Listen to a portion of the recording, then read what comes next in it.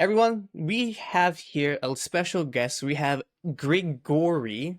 Did I say that right? Grigory? You got it. Grigory here. Grigory is a college teacher, but not only that, a life coach. We have a very special story of how people at the US messed up the spelling of his name. But not only that, though, he is someone who has, as you can see right here, built up a natural following to 2,300 people in the span of 4 months on Instagram. But Gary has been doing this for 15 years. His passion is to be able to help people figure out their life, whether that be in school or entrepreneurship. He's been doing this for many years. Gregory, thank you so much for popping on the show. My pleasure. So I kind of want to dive into it a little bit. Number one, when did you come to the States and how the heck did they mess up your name? All right. So basically, I'm really not sure how they messed up my name, because I wasn't there, but it kind of gave me an understanding that your name plays a lot of a role in your future. And being an immigrant and seeing all the kids right now that are coming in as from immigration, it's just like it's such a crazy thing that they're like, oh, you know what? You can't pronounce my name. I can't pronounce your name. We're going to get along just fine. So that became like a really funny joke that I share with the kids that are coming in from different countries, especially those from coming in from Ukraine, Uzbekistan, Tajikistan, Russia, etc. In terms of just my following, I've been doing this for quite a while. I became a teacher about 15 years ago. Before that, I was actually a coach, and I wanted to be a college coach. And my dream to become a college coach wound up taking me to the path where I'm here today, being a college advisor. My first college job was actually as a Division I recruiting coordinator for St. Peter's University women's volleyball team. And I realized that, you know what, not only can I change lives for those that are coming in, the players, but I can also help them understand what is it that they want to do. The student athlete part, the student is the first part. We're one injury away from never playing in our lives again. Having two ACL surgeries, I kind of, understand that a little bit better now. Yeah, fun times, fun times. ACL But surgeries? two, yeah, yeah. That's a story for another time, though. But for the most part, I fell in love with just being able to guide people in the directions that they see themselves in. A lot of and not only like young adults, but even like adults in general, they don't really have an idea of what they want to do. There's a famous saying, love what you do and you'll never work a day in your life. And that is what I'm trying to embody as college or career coach. We want to find a passion. We want to find something that we want to do for the rest of our lives. So that way, like, you and I, we're having a conversation, we are enjoying ourselves. We're technically, it's a weekend, right? But doesn't feel like we're working, we're enjoying ourselves, but there's still benefit and we're still giving something back to the people who are hopefully going to be listening to us and whatnot. So when I realized that I can be a difference maker in someone's life, because at the end of the day, we are choosing a major that our university offers, and I'm giving you an example like, hey, you're gonna get money. And I also realized that when you give a scholarship, there's only a finite amount that you can give for athletics. We can't create something that's not there. I can't say, like, you know what, you're the 27th person. I love you on the team. Here's a $15,000 a year scholarship. Doesn't exist. So what we realized, if we recruit a certain type of player that is also smart, we're able to provide more opportunities for those who need it. And that kind of opened up an idea for me that why don't I try and spread it elsewhere as well, not just focus on kind of student athletes. And me being former military, I realized that there is different pathways for different people. I've worked with former military. I've worked with those who are in military and want to pursue their careers. I've worked with those who had absolutely atrocious GPAs, but then they realized that they actually wanted to be somebody and had a career that they wanted to choose. And now they're stuck with the fact that, hey, you know what? I need that check mark. I need that bachelor's. I need that master's. And for the most part, entrepreneurship is great and college education is great. But when you combine those two together, now you can really create something amazing. One thing that people don't realize is that you don't need one or the other to be successful. But in today's society, you need to present something that's going to check off those boxes for yourself. Like social media, for example, it's about the algo, right? Oh, you got to have the algorithm, you got to have the views, you got to have the likes, a certain amount of people with a certain amount of time. Life works the same way. So if you are going to be competing for a position, let's say you want to be an investment banker, they're going to look at where you went, right? If you want to be a dentist, they're going to look at where you went. If you want to be a teacher, they don't care where you went. But what they do care, do you have that bachelor's degree? Do you have that master's degree? Do you have that license? So being within the field, I was able to kind of nitpick the best possible case scenarios and place them with the people. So we're not looking at just a situation where like, okay, this is what you needed to do. It's not a cookie cutter system. It's an individualized process that's going to focus on the specifics of the individual. And that is what I love. Okay, so there's a lot to dissect in there. It sounds So, like for you, you wanted to be able to help people kind of find their passion. As you said the quote before, if you love what you do, you'll never work a day. And I think there's a specific Japanese term for that, which is like ikigai, which is like what you're good at, what you're passionate about, and what you can do to make money, which is that holy trifecta there. I guess for yourself, there's a lot of sentiment nowadays where people, or a good portion, maybe not everyone, but there is definitely the mindset of like, hey, college is a scam. I'm spending 50 to $100,000 a year on this college education that I might not even use in the future. And some people don't know what they do. For someone that's fresh out of high school, about to enter into either university or college, like what advice would you have for someone who's like, what do they want? Because there's a lot of kids who don't know really what they want to do and oh, put them in absolutely. there. So my advice actually doesn't start in 11th or 12th grade. It starts beforehand. It starts in 10th and even as early as 8th grade. Here's where I'm going to agree with you, and people are going to hate me for this. A lot college is a scam. And I'm making money off that scam. It's like, how dare you make money off a scam? It is only a scam if you let it be a scam. What does that mean? That means that there's so many opportunities that people don't realize exist while you're not spending $150,000 for your education. They want to go for the fancy names. I'll give you a prime example. I think this is where the reality is hitting hard for a lot of Americans, especially if they get into the mid-30s and 40s and they're stuck with college debt and they're buying that car and they want to have that fancy house. We are so used to living in debt that we don't care about the future. And one of the things that I work, and again, most of my work is done with the parents, not just with the kids. The kids are going to be receiving the advice, but the parents are going to be dictating the terms. What does that mean? What is your financial situation? I don't care what the kid says. You're paying for that. The kid is going to say, I'm going to get to go to the best college possible. And I'm going to say, who's paying for that? And then the parents go, ooh, I actually like this guy because he's on my side. I'm like, well, yeah, I walk the fine line between the kids and the family. So when we're opening up that floor for a conversation, everybody's on the same page. And I'm telling them, like, okay, parents, you guys are not speaking right now. I want the child to talk. What is your dream? Most of the time, they're going to regurgitate whatever the parents are saying. This is how it goes, like, oh, I want to be a doctor. I want to be a lawyer. I'm like, stop. Not everybody's going to be a doctor and a lawyer. Do you really want to be? Well, my parents, I'm like, no, no, no. What do you want to do? And then we start digging a little bit deeper and then realize that they have no idea what they want to do.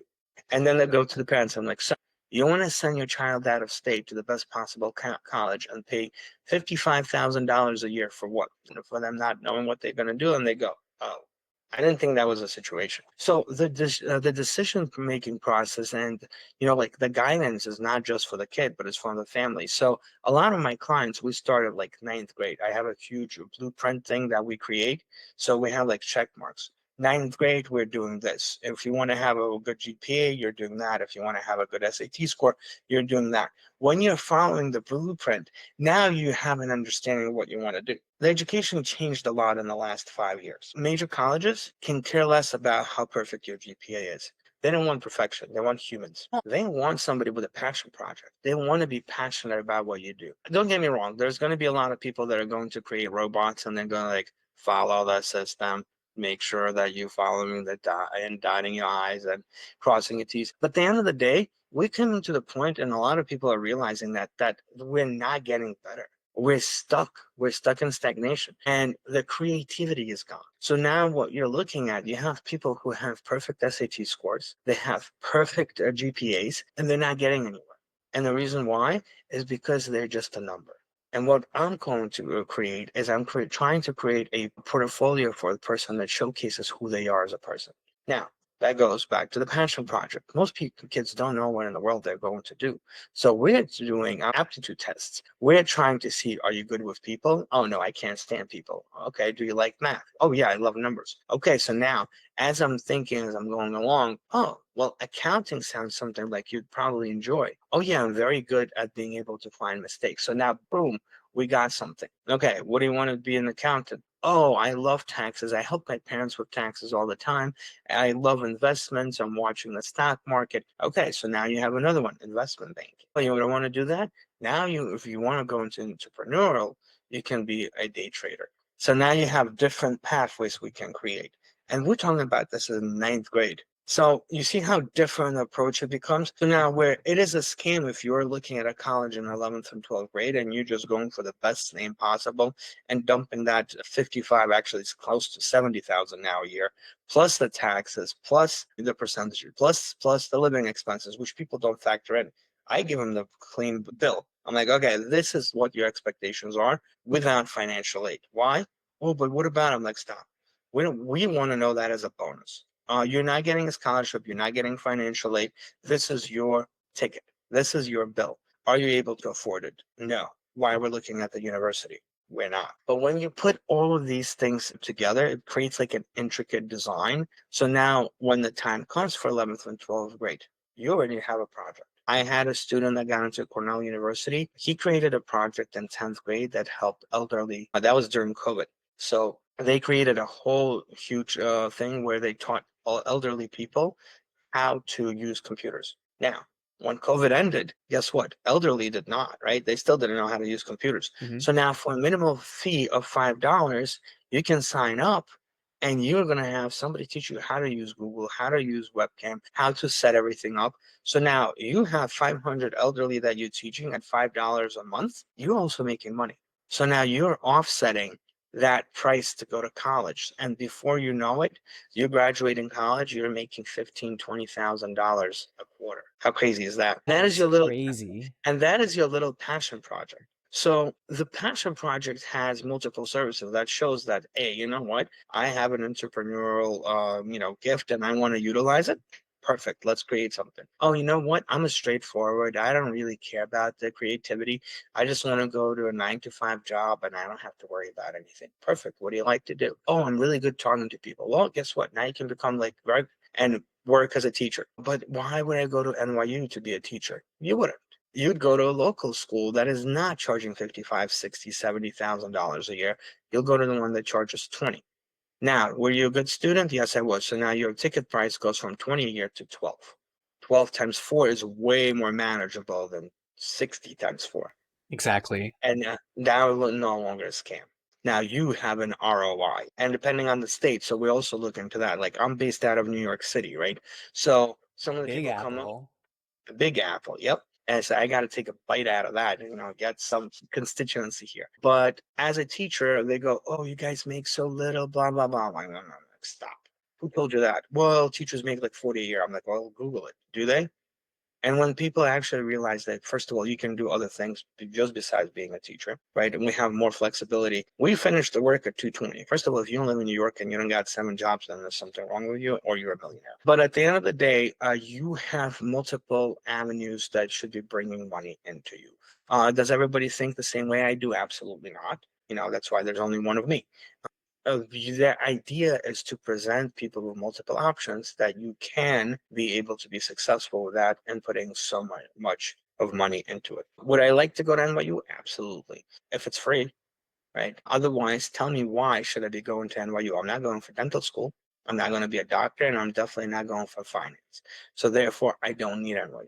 But I want to go for the name. Well, if you want to go for the name, you kindly found the wrong guy. My job is for you to invest money with me so I can get the best return rate. That's the reason why. And it's the same thing as think of you ever play with stocks or crypto? Yep. Stocks, crypto, Absolutely. you name it. Yeah, I'm very, yeah, but you're very happy right now, right? After January 7th.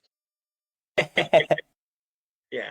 So it's the same way. You can probably do it on your own. And if you were intelligent enough and you'll be able to have the time to do it, good, you'll figure it out. But most of the time, people are like, you know what? I don't have the time, the energy, or the desire. And I don't know. I've been doing it on my own, actually. So the amount of bumps and bruises and all the lessons I've learned, oh, yeah, it helped me.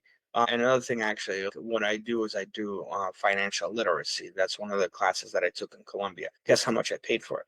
How much did you? It's like an actual course in school. It was a, so they have something, they have a partnership with Colombia. It was between Urban and Colombia. And basically it was financial literacy for young adults. And I applied for it and I paid $0 for it. Really?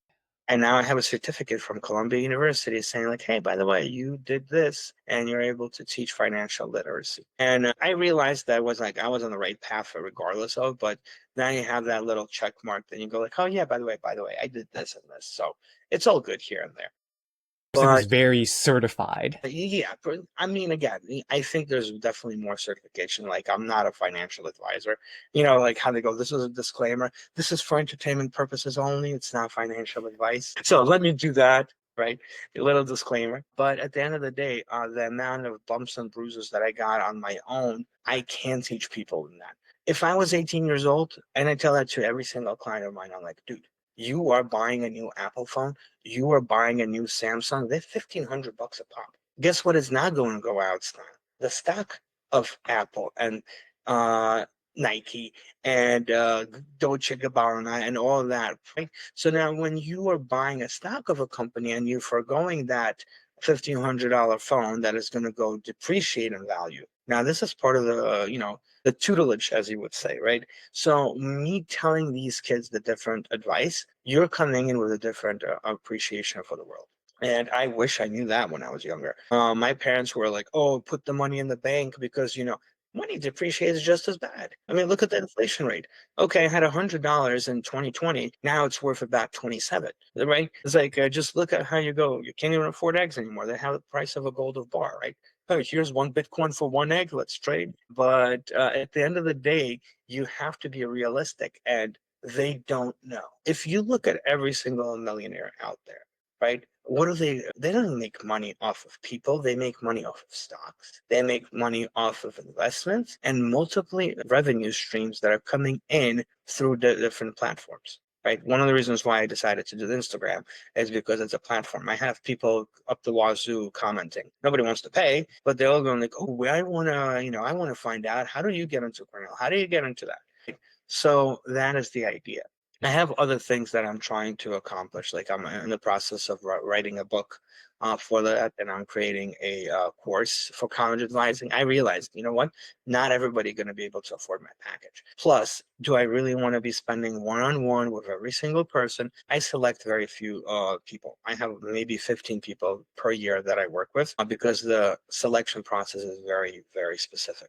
So, and I'll give you like a little synapse of the essay work that I do to kind of help create the students, because that is the big one. And you'll understand the difference between somebody who uses a college advisor. By the way, another disclaimer, I do not write the essay for them. They write the essays. I guide them in the proper direction and help them, obviously edit, etc. But the life story is theirs, the voice is theirs, and everything that they talk about is theirs. You know what is not theirs? The proper outlook of what they want to be. Because at 17 years old, at 16 years old, even at 18 and 20, you're still not there. How old do you got to be in order for your brain to fully develop? I was told that women develop earlier, men develop later. Specific number, I'm not sure. I think men was like 28, 30, and women was like 25, 23. That's Yeah, what so I've heard roughly. right, between 23 and 25, right? Based on me, I stopped playing games when I hit 35. I was like, okay, I'm done. I'm like, all right, let me focus on the real things. So yeah, you know what? My brain started thinking business and money making instead of, oh, I want to have fun, right? I was 35. So yeah, it takes time. My wife, I don't know, it depends on the woman. Like, my wife still likes to play games, and obviously I'm still playing games on my phone, but that's more of a de-stressor and kind of like, getting yourself out of the constant pressure. But truly enjoying the game for like, Fortnite and whatever, Halo. Like, I was a huge 2K guy. Every time I came home from work and I would be like, all right, time to go for 2K. And then I realized I'm actually more stressed after playing the game because I had my player, so I'm trying to get that triple double, I'm trying to get the pass, LeBron James, obviously, Yeah. and they're passing you pressing triangle to pass to this guy, and he throws the ball at that, and I'm like, what is this game going? I'm like, hold on, I'm coming in, I'm putting money into that stupid game, I'm trying to get relaxation out of it, and I'm more stressed than anything else. And you know how it goes, like you're chilling and you're playing, then the sleeve comes up, right? And then you sit up, and now you're at the edge of your seat, and you're going, and You're you're like, super engaged and you're like yes, getting you're mad super at like this engaged, things that don't and go your your brain is way. wired, and your brain is wired. And then you're like, you know what? It's not really worth it. What can I focus on to kind of get my mind off of it and actually do relax? So, obviously meditation and music and all those things, they started to replace as you get older. So going back to my original point, 15-year-olds cannot have that. Right? Why do the military minimum age is 17 years old? Because you are able to say, yes, ma'am, right? Yes, ma'am. How often do you see a person going at 25 into military? Not very often, unless they decide for themselves that they want. So the draft, if you look at all the different countries, right, is 17, 18. Now you're young enough, you're young enough to be molded into what we want. But at the same time, you are old enough to be able to withstand the pressures of the military and the training. I actually went into the military at 21. So yeah, I was one of those people that I decided to do it for my own betterment and not for anything else. I was halfway done with college at that point, and I just needed a reset. Believe it or not, I was not the best student, and I was like, you know what? I'm not motivated. I really don't know what I want. I don't know. I wanted to go into the army beforehand. My dad said absolutely not. Yeah. So if you, I we got 9/11 was a really big impact on my life. I was in 11th grade. Yes, I Yeah, remember New that York very City. briefly, but I was like so young that I don't remember. I just remember Yeah, people looking at the TV and I don't know what the heck was happening. yeah. Like to us, we So, couldn't comprehend what was happening, but you yeah. could understand what was happening though. So I was in 11th grade. So for me, that was a huge thing.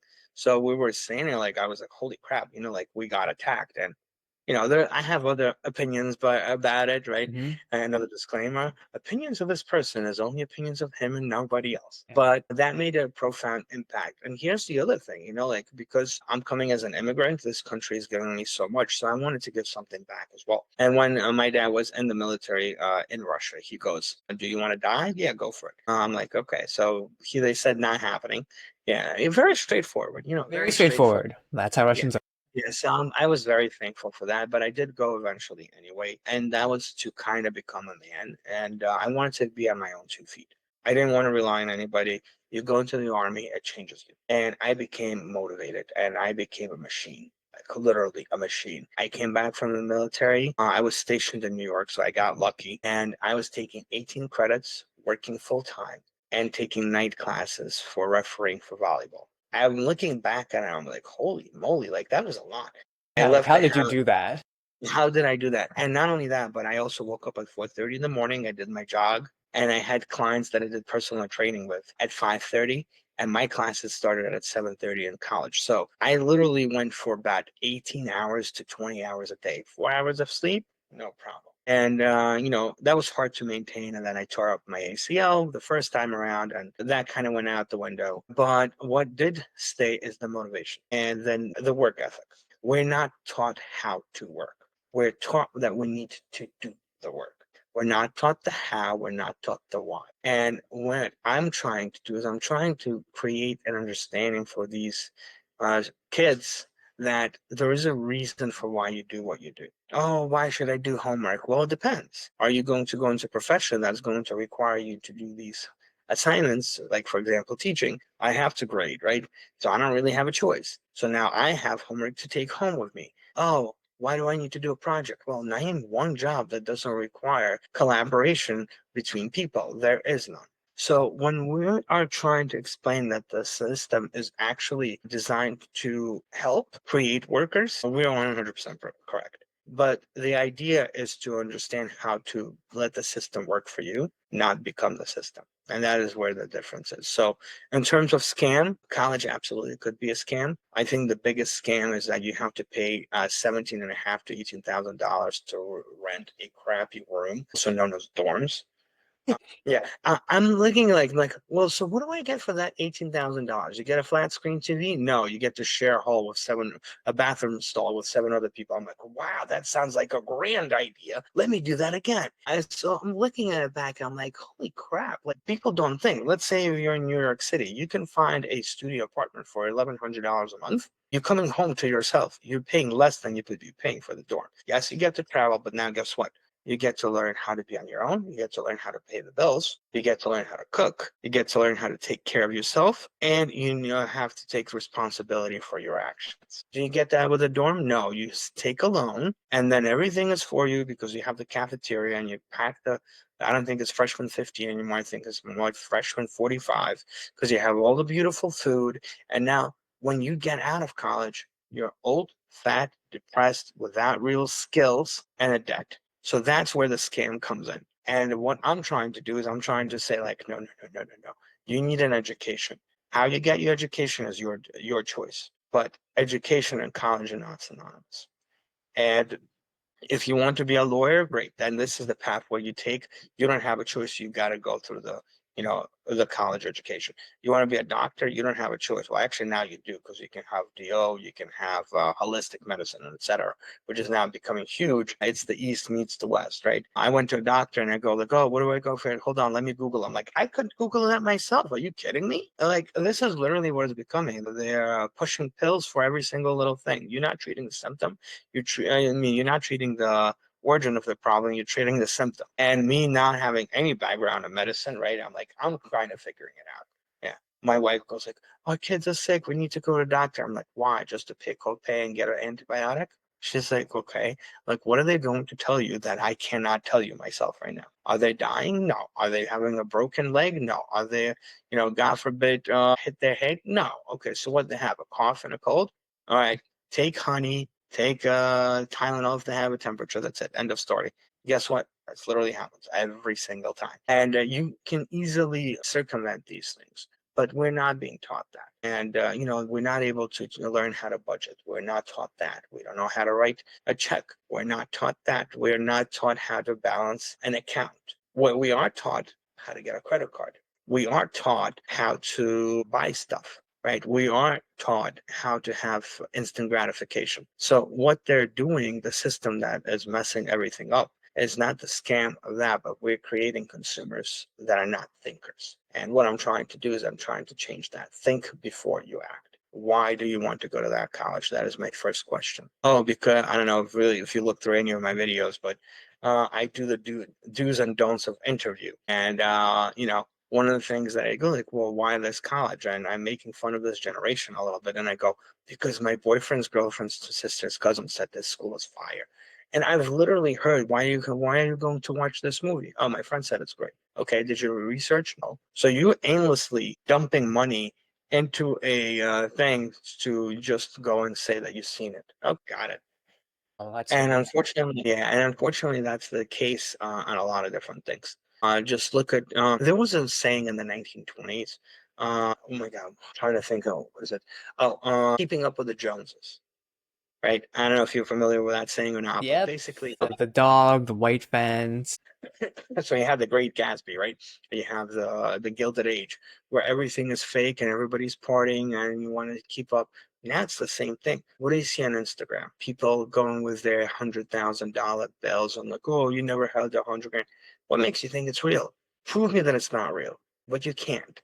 So what do? They're trying to gain people. Oh, I made $1.7 million. So you know how easy it is to go onto your account and add an extra zero? Who's going to believe it? And people actually do believe it. And I've actually gone Instagram and miss messages and go like, "Are you a bot?" I'm like, "No, I'm actually not a bot, and I'm actually a real person. And here's my number. Call me. We'll have a conversation." That is the reason why I do a free consultation. Am I cheap? Hell no, I'm not. But I also let people know what they're paying for the services because what I offer is a little bit of I guess the red or the blue pill, which one you want, right? Get out of the matrix and see how you can do it. And, getting out of the matrix has a lot to do with entrepreneurship and, Instagram and social media, but it also has to deal a lot with the education of the mind. And yes, you'll have a check mark that you got a degree, but if you do it the proper way, you will be a sufficient adult that is able to stand on their 2 feet. However, the scam part of the college is that the parents don't see that and they want their kids to be happy. And oh, they want to go to a $75,000 a year school. We'll take out reverse mortgage for them to happen. That is the problem. That is the scam. No, that Don't do makes that. sense. I kind of want to Don't do dive a this. little bit into Yeah. your experience. It sounds like you work with students, but it sounds like you also work with the parents that have the kids. So kind of walk me through it. I know you talked about how each year you can only take on 15 people. Kind of walk me through like why you can only take on 15 and kind of like your process of like the milestones that you're trying to hit in order for people to get where they want to be. Yeah. So the process is always twofold. I'm doing an interview and like you're doing an interview, right? So when we meet, do the initial consultation, I tell them straight up, I want to meet your parents. One, it becomes transparency that one, I'm not robbing anybody. I'm not taking a kid's money and being like, oh, the kids are going to sign anything. I'm going to just make it sound amazing. And they're going to be like, oh, yeah, I'm ready to sign. Stop. That's not what I'm here to do. Two, the parents' system that went to college was 180% degrees different than what we are doing with today. It's different. It's even different when I went to college. And we have parents who are like, in the mid to 40s, maybe early 50s. They know the value of college. They don't understand how the system changed. So I'm educating the parents on it as well. And they're, for them, it's an eye opener. When I went to college, I had to fill out an application, a physical one. I wrote it in. I handed it to my guidance counselor. 3 months later, the guidance counselor, hey, congratulations, you're going to this college. I only applied to 2 schools. That's it. 2 schools. I had friends that applied to way more. Just to give you an idea, just the level of competition. Everybody knows that NYU, right? New Yep. York University. Very famous school, very expensive school. I think it's running upwards 70,000 a year. When I went to college, my good friend went to NYU, got accepted with a 1220 SAT score. That's it. That's it. They got accepted with a 1220. Do you know what the average score right now to get into NYU? No, I have no clue. Upper 1400s, 1480, and people look at you like, oh, why so low? So the level of competition is insane. This is one of my caveat. People go like, oh, I have this, I have that, I'm amazing. I'm like, congratulations, this is all impressive. But what makes you think you deserve a spot at Harvard? And this is what I tell them. There's 27,000 valedictorians. There's 27,000 salutatorians. That makes 54,000 people. And there's 270,000 of top 10%. What kind of competition are you going against? And guess what? They all went and played varsity sports, and they all had their grandmas that they helped at the local YMCA, Everyone's and basically the all, same. yes. So now what makes you different? And that is what I'm trying to explain to the parent because they still go by the old school rules. The better the name, the better the salary. Wrong. That's not the case anymore. I mean, there's still parents that are well off and they said they don't care. I'm like, you know what? I'll take your money. If you don't care about it and you want it, no problem. The idea is so different now. You have to have a brag sheet. You have to have a resume. You have to have that passion project that I mentioned earlier. And then most of the people don't know about it.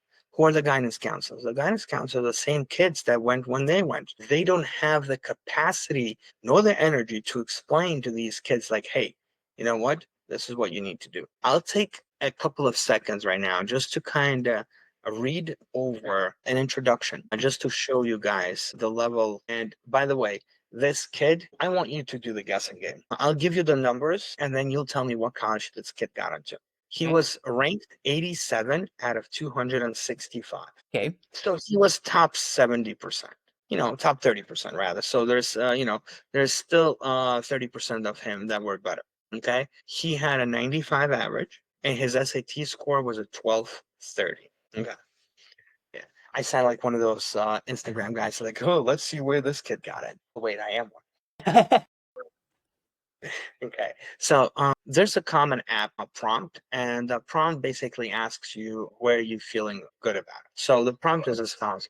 Some students have background, identity, interest, or talent that is so meaningful, they believe their application would be incomplete without it. If this sounds like you, then please share your story. So one of the things that we go through is that we need to, one, make sure that it tells your story.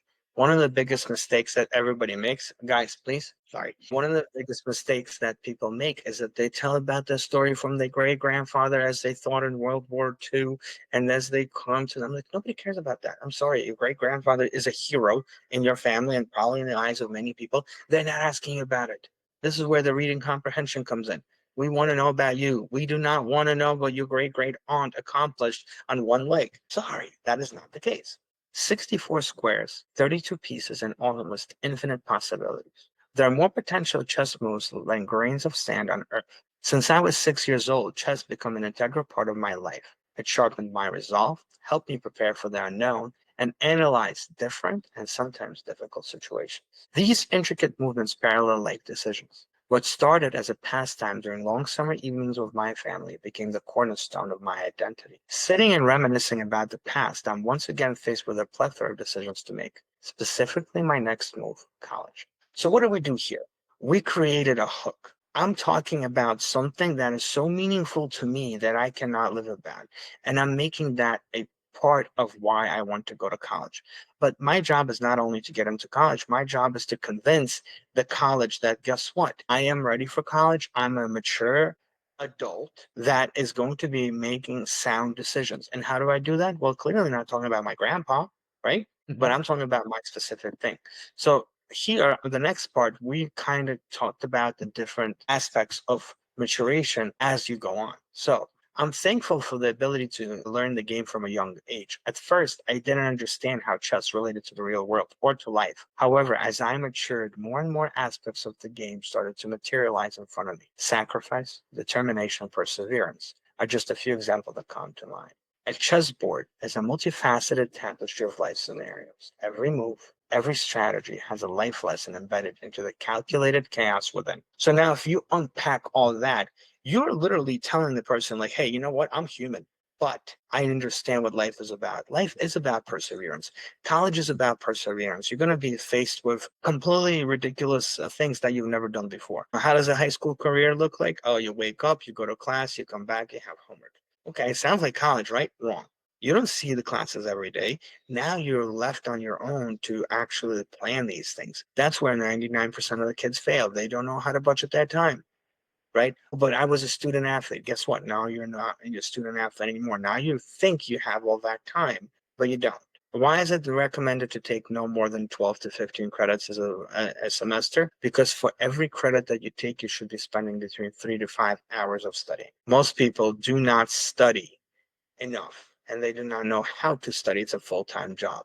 So what they're going to do is like, oh, I see the class twice a week. They'll read a chapter right before the class ended. In one ear, out the other, they're out the door.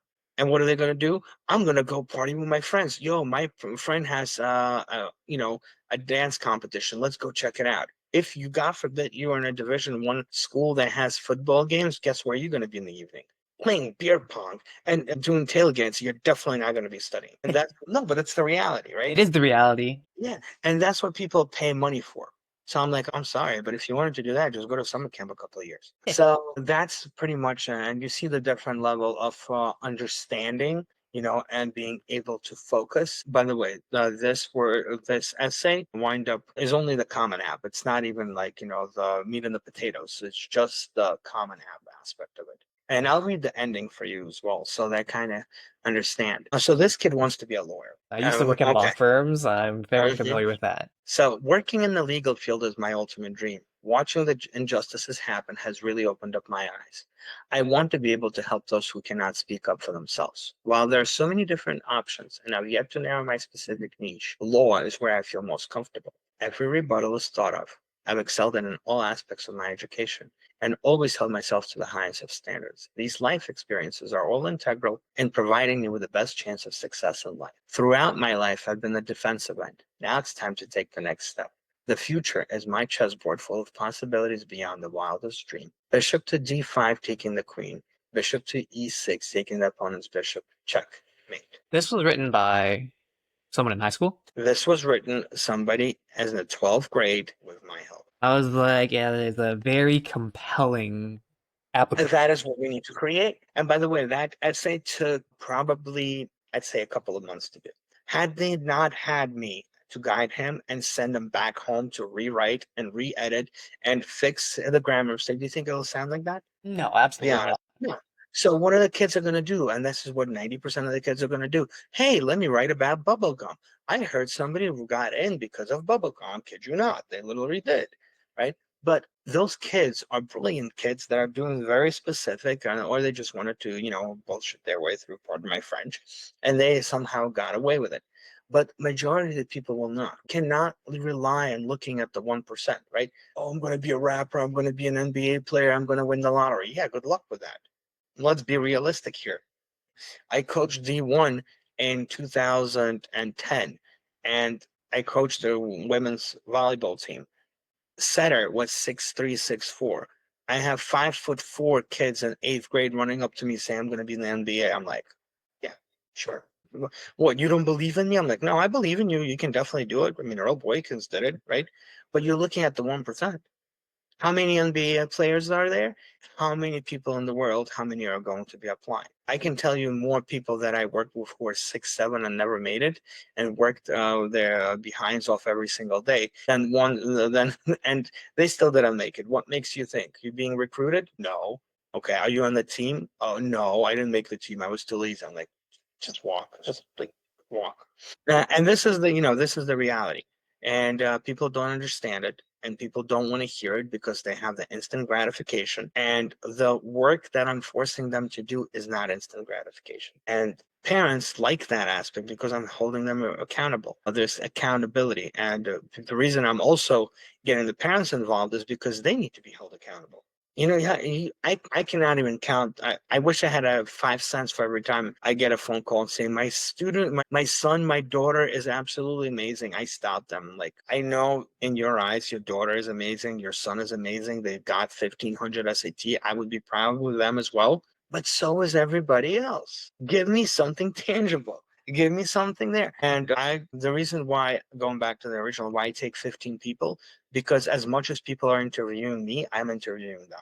I am not going to take on somebody that is not coachable. Why? Just to take money? Sure. But it's not about the money. It's about making a legacy. It's about building rapport. It's about making a difference. What difference am I going to make in somebody's life that already has their noses up here?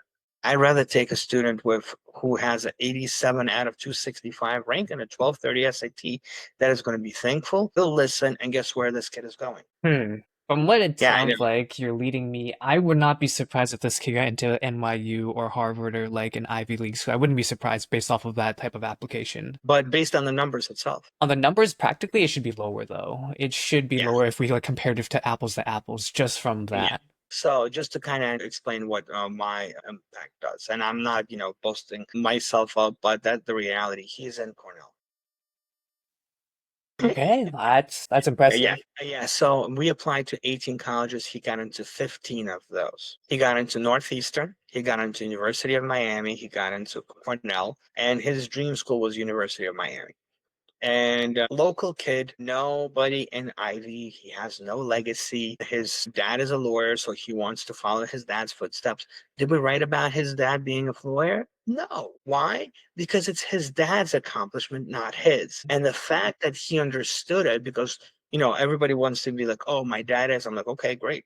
Your dad is. My dad is doing something else too. He's a head coach and does all these different things. But what have I accomplished? And that's what we need to show.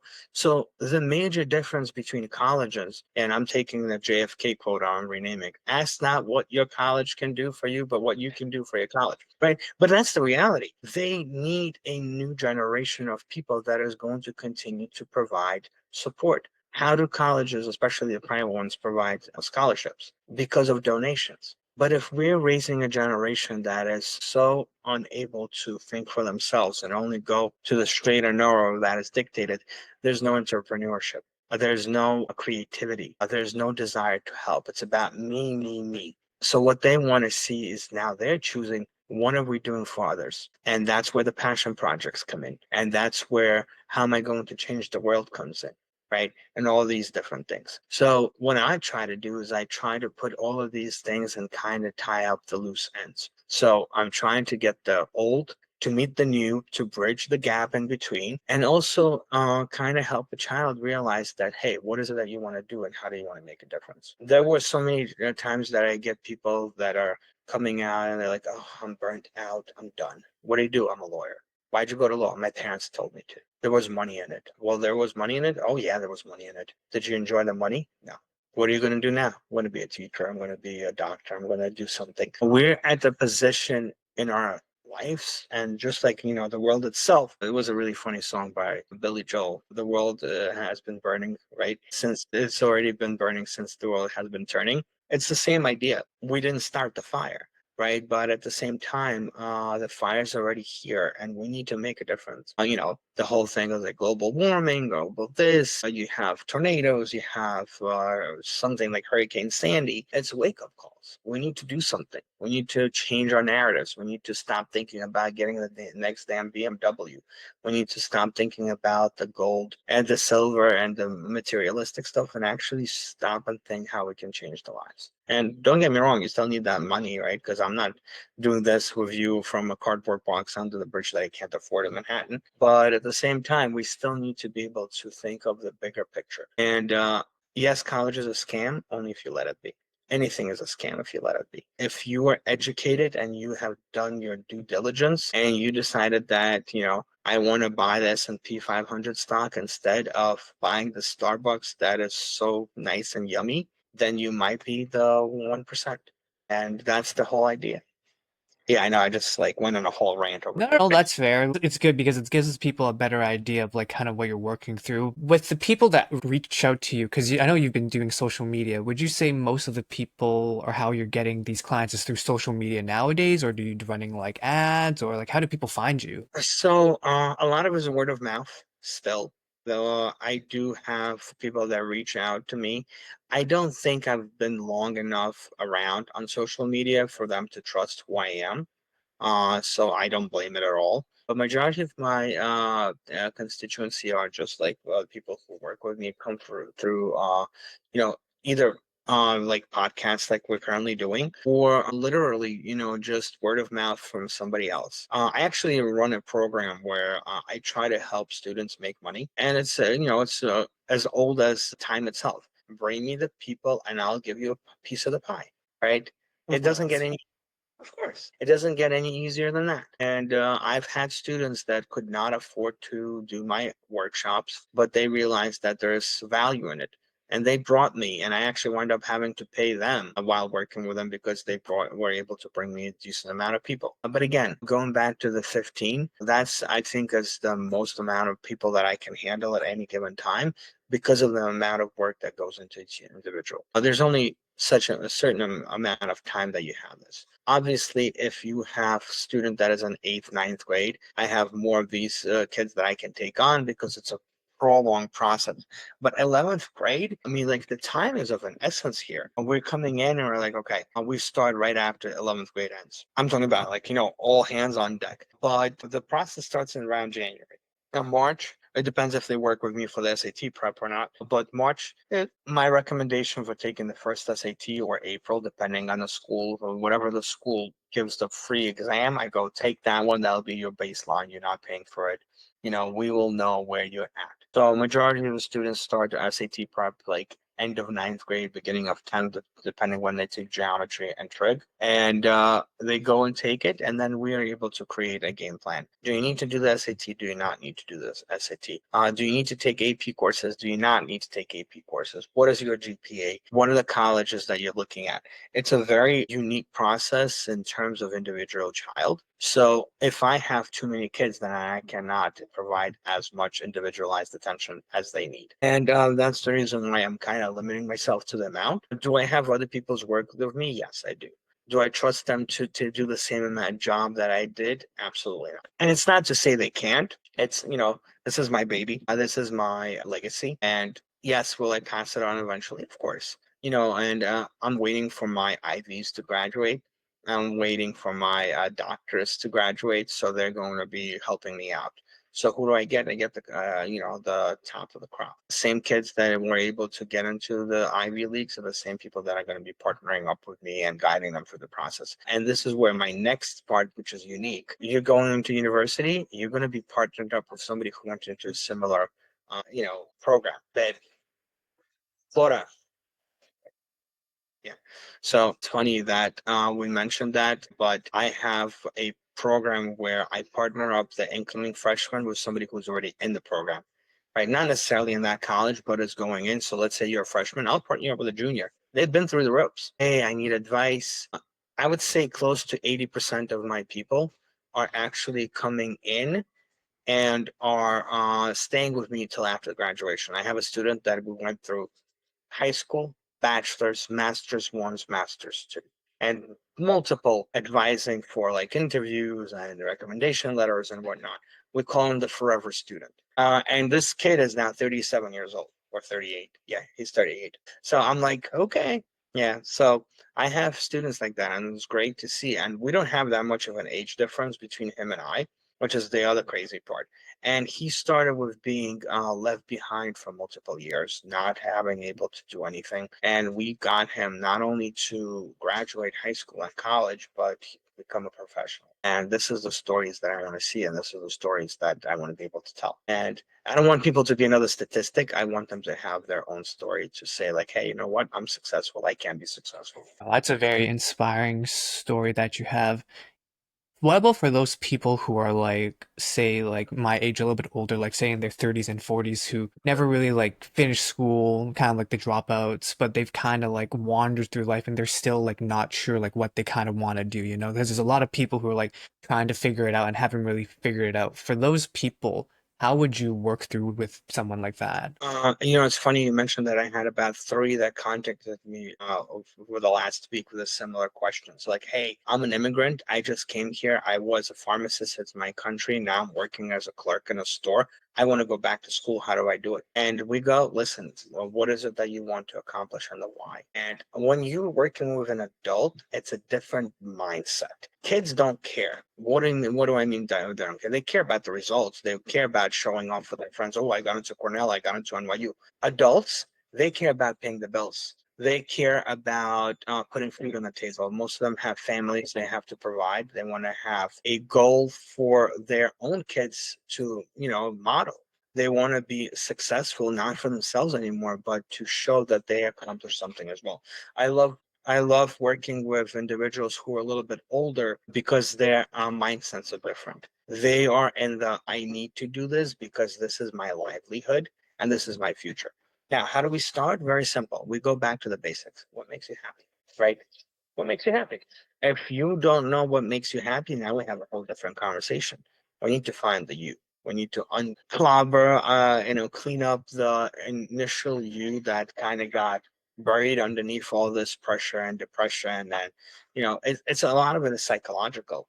But once we kind of get the why and the what, we make the next step. And the next step could be very simple as enrolling into your community college and, just keeping up with Greg and making sure you're checking in and you're doing what you're supposed to be doing, or evaluating a transcript from their old country. People don't realize that having a degree from a different country can help you spearhead your education. I talked to a person today. She called me literally about 3 hours before you. We had a podcast with you asking the same. She's a pharmacist and she's like, I want to go to dental school. I realized pharmacy is not for me. What is my first step? I'm like, go get your diploma evaluated. You will not get everything counted, but you will not be starting from scratch. And the fear of the unknown. One of the most famous quotes that I use with my students is the only thing you have to fear is fear itself. And when you're afraid of the unknown, you already limited yourself. Take the deep dive of, in the end of the pool where it's deeper. When you don't know, maybe you'll swim. But people want to be in the shallow waters where it's nice and comfortable and safe. And that's where you're limiting yourself, right? Take a goldfish and throw them in a tank this big, the goldfish is going to be this big. You take the goldfish and put it in a tank this big, the goldfish will be this big. You throw it in a pond, goldfish can be this big. don't limit your growth. You have to be realistic with your expectations, but you also have to believe in yourself. And a lot of the times, like when I'm talking to the parents and the kids, they go, you had more belief in me than I did. And I think the reason why we're able to get to where we are is because you pushed me to do more. And what do you have to lose by trying? Nothing, right? I told the kid, like, who got into Cornell, he's like, dude, like, we applied there as a joke. I'm like, dude, there is absolutely like not zero chance, but like 0.1 chance of you making. You don't have the accolades for it, but you know what? Let's give it our all on the application. And if you do, then you do. And he goes like, I can't believe we did it.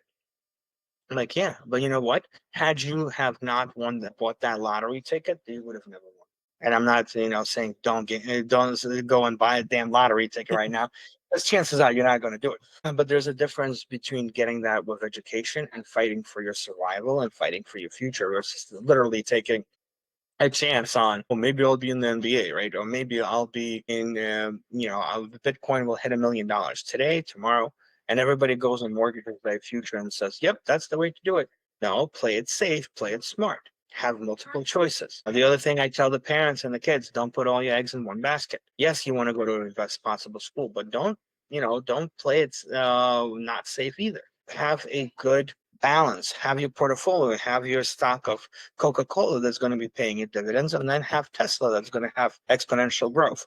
Don't put everything on stock, and when Musk types something ridiculous on Twitter, you just lost your life savings. What would You you say cannot. people that have, like, you talk about how you want to pick something that you want to like, break it down, get back to like the core of things. What do you tell people where their likes are something that are like unconventional? Like, say, like, for example, there's a lot of kids who are like, I want to be a YouTuber, I like making videos, or like, I want to play video games, the stuff that people go like, maybe not because everyone says you do it, like, or like people say they want to get into MBAs. Like, for people like that, where that's what they enjoy, that's what they like. What do you tell those people? Because like video games, most parents are like, oh, that's not good. Like you said, 1% of those people only make it, like the PewDiePies and the people who do really well. What do you tell those people? The first thing I'm going to tell somebody who wants to be an athlete, how many hours a day do you practice? And when they cannot tell me that number, I'm going to say, how serious are you about your dream? What is the difference between a dream and a goal? You're just saying a dream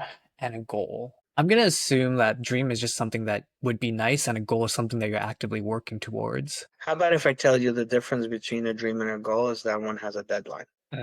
You can dream about being an NBA player, or you can have a goal of being an NBA player. Now, your goal is not always going to work out, but your dreams never will if you don't make them. You can dream about it. Why? That's why they say it's a dream. Go to sleep, and dream about it. I'm going to be a ballerina. Okay. Are you going to be a ballerina while eating a burger? Probably not. Are you going to be a ballerina if you go enroll in a ballet class and actually start working your butt off towards that goal? Absolutely. Now, the level of a ballerina you're going to be is going to be a whole different ballgame, right? So that becomes the next step. What are you willing to sacrifice for your goal? This is the entrepreneurial aspect of it, right? How many hours of work do you work? Like at a job? No, on your goal, on your dream. There is no limit. Why? Because it's your baby. So if you want to accomplish something, you're going to be working. Like it'll be 11 o'clock at night. I'll be brainstorming. It'll be 2 o'clock in the morning. I might have a client meeting because they are from Nepal and it's 4 o'clock in the afternoon. So you cannot put a limit on what you want to do in order to accomplish it. So the problem is not that they don't want to do it. They don't have the desire to do it. And they want it to be a dream but handed to them on a silver platter like every other thing else has been handed to them. That is the major difference. And that is, like I said, I'm going to tell people how it is. It's, pink glasses off. It's the reality. And some of them don't want to hear it. You want to be a YouTuber? Great. How many YouTube videos have you posted? 2. Well, that's wonderful. How are you going to get your name out there if you're only posting once every 2 months? Not realistic. The best thing you can do is to do. There was a very interesting experiment done.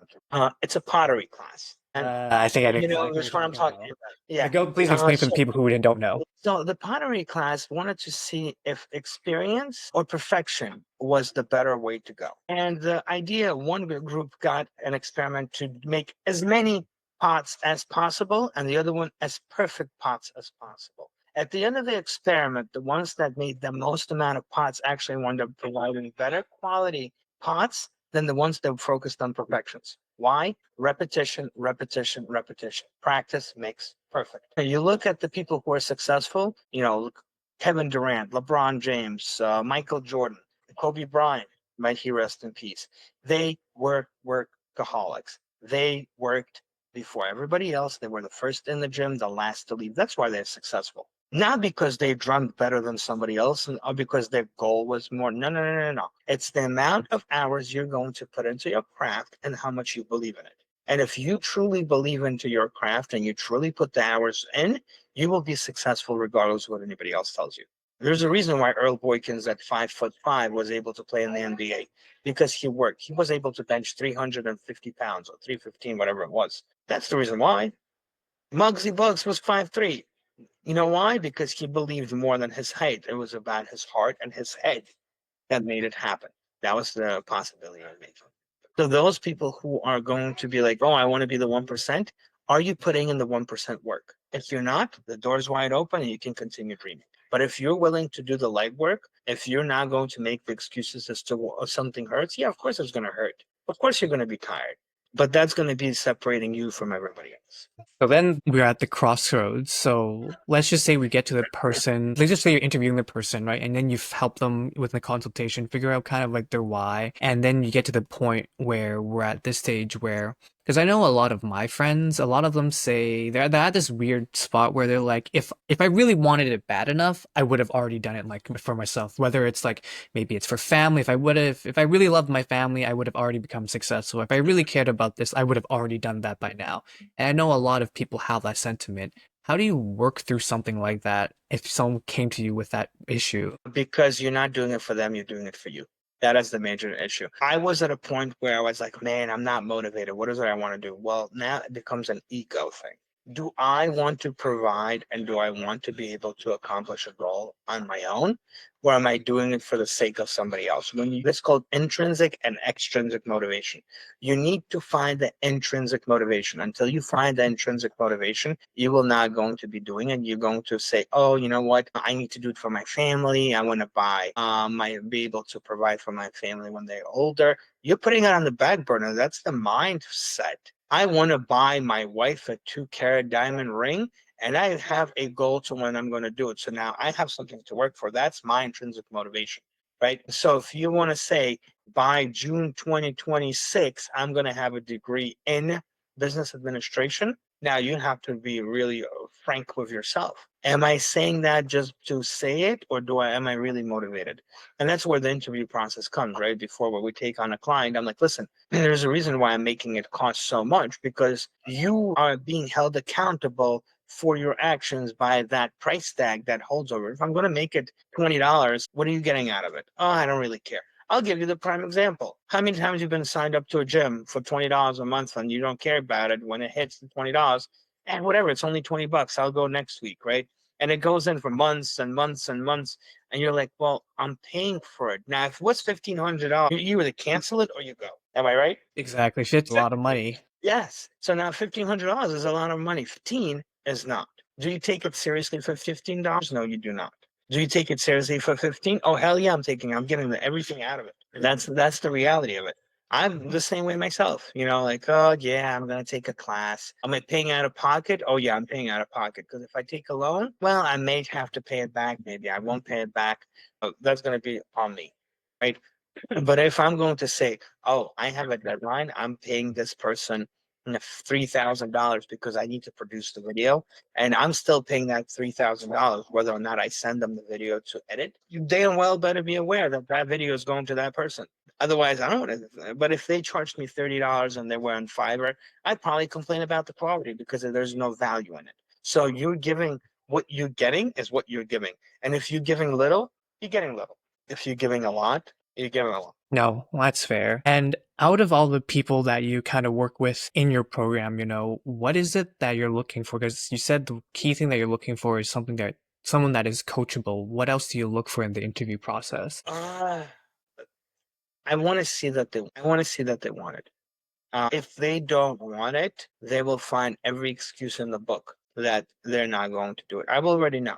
right? Most of the kids are going to be like, oh, yeah, I'm not going to do it. I'm not going to do this. I'm not going to, okay, bye. And then I have a kid that I asked a simple question and they wrote this much, an Instagram post. They told me everything that I needed to know about them and they bombarded me.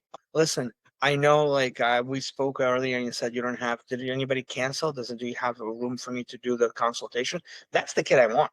They reaching out to me. That's the person that I'm going to have. Look, I'll give you another example. You like when you sent me the invitation, right? Look through the Calendly, book a time. What was the time that I booked? The first available. If you're going to book 3 days in advance, chances are you're going to cancel. Something's going to come up. I give them a 72 hours to decide whether or not they want to do it. Why? Because after 72 hours, you are not thinking about it. It goes on the bird. Exactly. Uh, The I need to think about it's it thing. yeah, it's a short-term memory. God, Dories, right? This one, these kids have even shorter time span, 10 seconds. Hi, my name is Greg. Who? We literally just spoke. I'll send another reminder. I'll send a third reminder. I'm done. I'm not wasting time. One thing that I never do, you signed up for my newsletter. I'm expecting a response back. Why? It's accountability. You're not getting it, as the Brooklyn says, you're dead to me. DED dead, right? So idea is very simple. Why am I putting in the work for you if you're not giving it back in return to me? Right? I'm taking your money, so you should be the one just as motivated, if not more, to get this stuff. Right? So that's the idea. You can bring it. Okay, my kids are gonna be loud. Yeah, that's okay. Don't worry about it. It's Yeah, all good. I can yeah. like play around with the audio, so it's not a big Think deal. as much so. Yeah. So that's the idea. And yes, it's rough. Yes, I'll lose customers, but I only have a limited amount I'm taking on anywhere. So I can be selective in the process because I'm making a difference in somebody's life. And if they want to have a difference in their lives, then they better be coming in guns blazing. You didn't do your homework? Why? Something came up. Well, guess what? Life was going to happen. You know what the job is going to tell you? Too bad, so sad. We'll have a next one. Oh, you know what the Lord is going to tell you? Well, guess what? I have life as well. So your bill is mine, or see you. And that's what people don't realize. They live in a bubble up until 18 years old, 20 years old. And when that bubble bursts, it's too late for a lot of them because they're not being taught the values and the necessities of life, right? The bare necessities. We're not taught that. We're taught that Uggs are more comfortable than Nikes, or we talked about the brand. We're taught about the other things, right? You got to have the best phone or the best clothes. Man, I had a kid trying to make fun of my shoes. I'm like, okay, that's great. But you know what's in my portfolio? 150 grand of Bitcoin. And they shut up. I'm like, whoa, how'd you do that? I'm like, by not buying the shoes that you were wearing for 1500. So instead of putting Balenciaga on your damn feet, put that into the brand that owns it. That was 15 years ago. You know how much this kid is worth now? Much. Same as it was before. He didn't listen. You were waiting for a golden one word. I was waiting for it. I was waiting Yeah. for it. Yeah. Now listen, you can't. We have a saying: you can only save those that want to be saved. I can throw you the rope, but you actually got to grab onto that damn rope. And if you're not grabbing onto it, the only thing I'm going to be carrying up is air. So that's the story. No, I guess kind of what got you like into it, because it sounds like you're someone who has done a lot of different things. You've worn different hats, and if anything, there's a lot of people on the internet that says you got to pick your one thing niche down. If you do so much, you're gonna get like the person who chases two rabbits loses one. How were you able to juggle all of these projects, different hats, to be able to get to the point where you're at right now? Because it just sounds so counterintuitive. Okay, so it might look like that on the surface, but think about what I'm doing. Every single thing I'm doing is dealing with education. Every single one. So yes, it is counterintuitive, but this is just my ADHD. I want to be able to sit on 15 chairs, but it's education. It's what I know. It's what I do. I would like to think I'm a great teacher. So, some people probably hate my guts, which is whatever. It's their own opinion. But like I said, I'm not there to be liked. I'm there to do my job. And you might not like me for doing my job. That's too bad. Right. But if I'm coaching you in sports, right? You're still being taught. If I'm coaching you in life, you're still being taught. That is my passion. That is my forte. So that is my niche. And I can do different venues and avenues of it and making them into a revenue stream. That is the entrepreneurial part of it thinking. But Yeah, it might look like I'm sitting on 15 different chairs and wearing 15 different hats. Still part of education. Oh, I'm a writer. That's still writing. That's still education. I'm going to do a life coaching. Yeah. So all the different things are still related to that specific niche. Here's the other thing. I will never forget this. That's actually how I started my book in the chapter one. Kurt Vonnegut. One of the most famous writers, and he was, I think, 13 or 14, maybe 15 years old, and he went to camp. And he was asked, like everybody else, what do you do? And he replied, oh, I play the violin, I write, yeah, I do a bunch of different things, but I'm not good at any of them. And what was told, he's like, stop. It's not about how good you are, it's how exposed you are to the various things. And that's the idea. You don't know what you like until you have that exposure. How do you know if you're good at piano, or how do you know if you're good at guitar or violin or the drums? Until you tried, right? So as you are growing up, you want to have that exposure to as many different things as possible. One of the things that I was blessed with, I was never forced to do one thing or another. And I'm trying to kind of have the same say. You're going to do one or the other, you choose one. Now, you're not having a choice about not doing it. You're not going to be sitting here and you're not going to be playing video games because this is your future. This is your investment. So choose one sport, one in sport. Oh, you want to play guitar? Great. You want to play basketball? Great. Oh, you don't want to play basketball, you want to do volleyball? Great. Exposure. But make sure you finish it to the end of the year. I don't want to hear that your hands hurt. You need to give it at least 6 months. Finishing it through is the most important thing. One of the major issues right now I see, and that's including in relationships, people are so easy to throw it out, right? Yeah, he didn't answer my phone. Okay, we're over. We're broken up. There's no communication. And it's dumb things, like, how many people argue all the time, but it's called communication. It's going able to walk these through. We're not emotionally mature. And the emotional maturity comes through finishing things to the end. And when we are saying, you know what, I don't like the way this apple tastes, I'm going to throw it in the garbage because it's such easily given. Now we don't value that. And what I'm trying to teach and instill, not only in my kids, but in those around, finish it to the end. You see it through. You don't know what the result is going to be until you finish it. And basically, that's the idea. That makes a lot of sense where you want to be able to show the value of what it is. Because if you pay a small price, you're going to appreciate it less. And if you pay a bigger price, you're going to appreciate it more. And then you really have to really want it for yourself. Yeah. Yeah. And again, if you look at my competitors, these services, they cost hundreds of thousands. I don't walk me through it. Tell me about the space for those, because this is probably something that's probably new for some people, or maybe some parents or people are thinking about in these services. Kind of walk me through it. Why is it better to work with someone like you versus someone like a competitor, and how's like the space overall? And if you were like a parent, how would you judge a person based on their result? Like which one are the good ones and which ones are the ones you would kind of want to avoid? I think everybody's good in their own different way. I don't like naysaying about competition because we all started for a different purpose. What would you do is have the interview process, right? For example, you're looking for a babysitter. You're not going to go with one or the other, right? But you're going to get the vibe.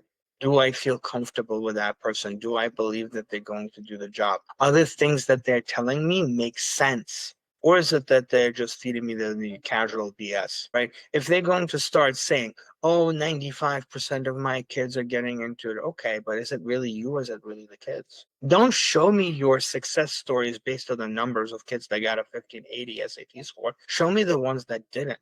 Who do you have? With the numbers that I brought up, right? This kid had a 1230. How many of these kids do you have? I would rather have a success story with a kid who had the 78 average and got into, like, I don't know, a university might not be that great, but the fact that they got into university with a 78, now to me, that's impressive, right? I like working with those who are not like being worked with. What does that mean?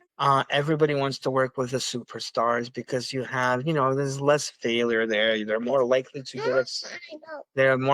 get accepted everywhere else. Me, oh, give me that kid that has a 3.0 GPA and a 1300. I want to push them to a better college or maybe get them a scholarship. Is it always going to work? No. I think for me, the worst thing you can do is start saying, I guarantee. When you hear that, there's no guarantee. Yeah, if there There's was no a guarantee. guarantee, you'd be the most successful person I in the would be world. a billionaire 5,000 years ago, right? That's the thing. There is no guarantee in life. Listen, we can walk out the door and get hit by lightning tomorrow. What's the guarantee? Hey, look at all the plane crashes people are going with. So, like I said, my thing is honesty. I'm going to give you the full disclosure before we start. If you don't like it, the door's open. Nobody's forcing you with a gun to say, I'm going to work with Greg because he's the best thing since sliced bread. No, that was Betty White. Actually, no, I think she was before. Yes, you can. Yeah. Yeah. But all jokes aside, say the full story. I'm like, listen, I'm not here to babysit. I'm here to work. I'm going to tell you what you need to be done. You need to get it done. I'm going to be telling you that I'm going to work my behind off to make sure that you have the best possible situation and scenario. And you need to do the same thing.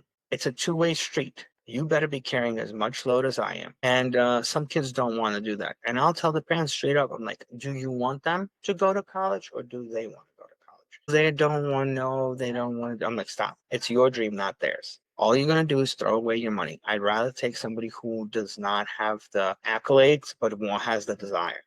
And but again, I'll take anybody on that wants to be able to do it, and I offer payment plans and what etc. So it's a possibility. So there's that. But at the end of the day, it still comes up to the point of how serious are you about being successful. If somebody comes up to me and says, "Oh, I want to start a business," I'm like, "Okay, show me a business plan."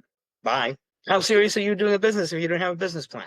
Right? That's the number one thing. I think it was Captain Cold that said, first you make the plan, then you execute the plan, get the plan, you expect the plan to fail, and then you make a new plan. You can't fault somebody for trying to plan and then the plan and failing through, and then you're going back to the drawing board. But if you didn't make a plan to begin with and you're just trying to wing it, you're not going to be successful. You might be on the surface successful, but in reality, it's going to be very superficial, just like a lot of the things that we see in the world. Funny that you Uh, brought it up before. Oh, and no, one of the things that I always say, and again, it's everybody's own personal thing. I'm not there to, but look at the videos that are successful. They have millions of views. What are they selling? Nothing. They're just doing a dance. And people go, oh, look how cool that is. But what are you actually doing? Entertaining. Okay. It's nice when everybody doing it. And now everybody's like, oh my God, they can do a dance. Okay, great. How is this any different? How much value are you bringing with that dance? Well, yeah, you're keeping me up till 4 o'clock in the morning because I'm watching you dance.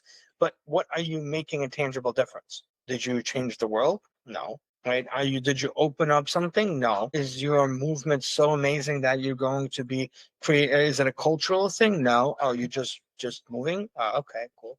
Okay, got it. Right. So, and then obviously you have other people that are actually trying to do something and they're not being right because it's not cool. It's not popular. It's a fight for me every day. Why? I have kids literally, and I teach middle school, and they're sitting there doing this in class. I'm like, are you guys on drugs? Like, like, what are you doing? Oh, no, I'm practicing my dance. I'm like, you don't practice your homework. You didn't practice your piano lesson, but you're practicing your dance.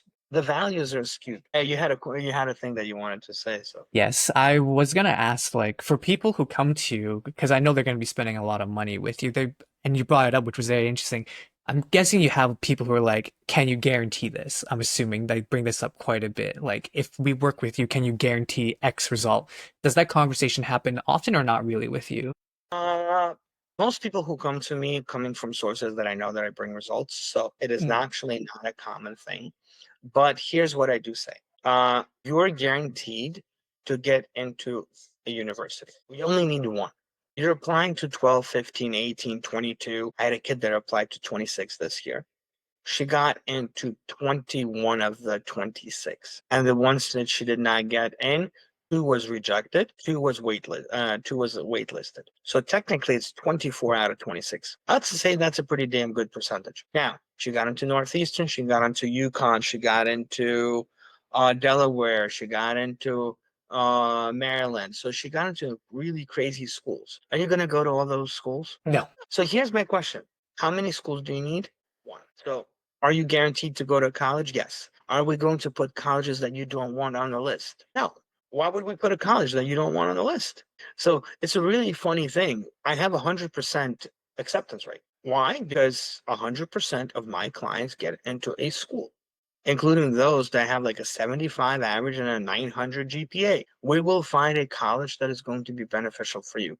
We are spending the time to look for school that benefits you and is going to help you get better. I'm gonna go, if you're going to come to me and I'm going to say, I only want to go Ivy, I'm going to say thank you, but I'm not taking your business. Why? It's not realistic. You are looking to win the lottery and you're going to grocery store buying up the tickets. What's the guarantee that this state has the winning lottery ticket? None. So the way the probability works now, you're taking 5% and you're multiplying by 5%. You multiply it by 5%.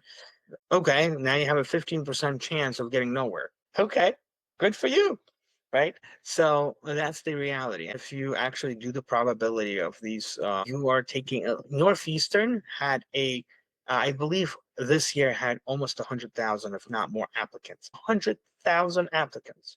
And we talked about, in the beginning of the podcast, 27,000 plus 27,000 plus 270,000, right? That's the amount of people that are going to be the top 10% plus the number ones and the number twos. That's the amount of people that are applying. You know what we didn't mention?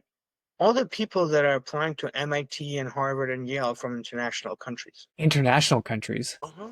Uh-huh. Well, you're in Mumbai? Well, guess what? Now I have a compelling story. I was born in Mumbai. I have a 1490 SAT. I'm a model citizen. I created this passion project. Please take me. Cool. He's international. He has $5 million that Trump wants you to pay. Guess what? Now we're taking you. Sorry, dude.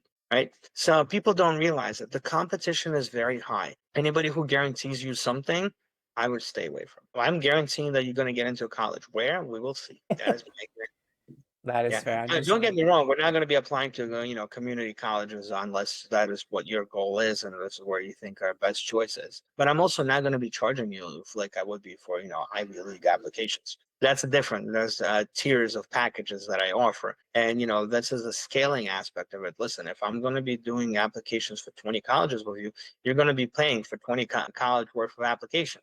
But if we're doing 4 or 5 or 7, it's going to be a different price. Well, like I said, there's no one cookie cutter thing that we do. That's the reason why I'm so limited the amount of people that I take on, because each one becomes like a family. You want to treat them as your own.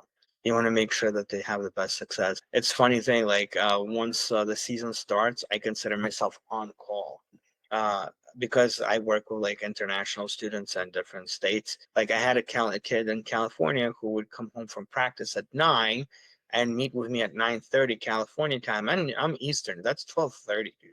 And I'm staying up at 12:30 a.m. Like, all right, let's get this. Let's see what you did for your essay. Let's see what you are doing. Oh, you want to need help with filling out the application or a brag sheet or whatever. That's what I offer. Relentless dedication and perseverance. No, it's amazing. I kind of want And to dive into a little bit about like your social media because I know you only recently started doing this yeah, about 4 months ago, but you were also talking about the kids dancing getting millions of views, not adding value, quote unquote value. I mean, they're providing some sort of value, but like of not course the they are. value that like you're looking towards. Like kind of walk me through like what got you into it and how you were able to get the results you're able to get. Because 2,300 is still impressive, especially from someone with your background, specifically in the education space. Like, kind of walk me Yeah. that journey a little bit. So you get to a point where you're met at the threshold of survivability. You evolve or you die.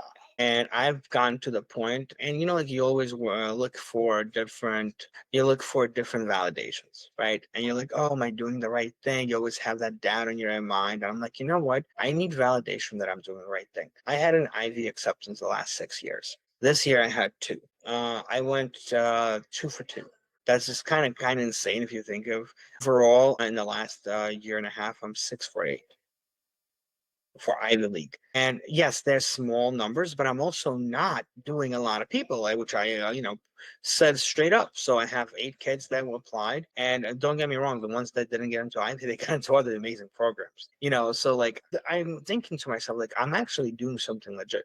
And then, how do you get paid? You get Zelle, you get, most people don't do cash. I mean, who's going to fly me cash out from Florida or California or Georgia, right? And so most of it is Zelle. And I realized, like, holy crap, like it's adding up. And either I'm going to go legit or I'm going to have to, stop.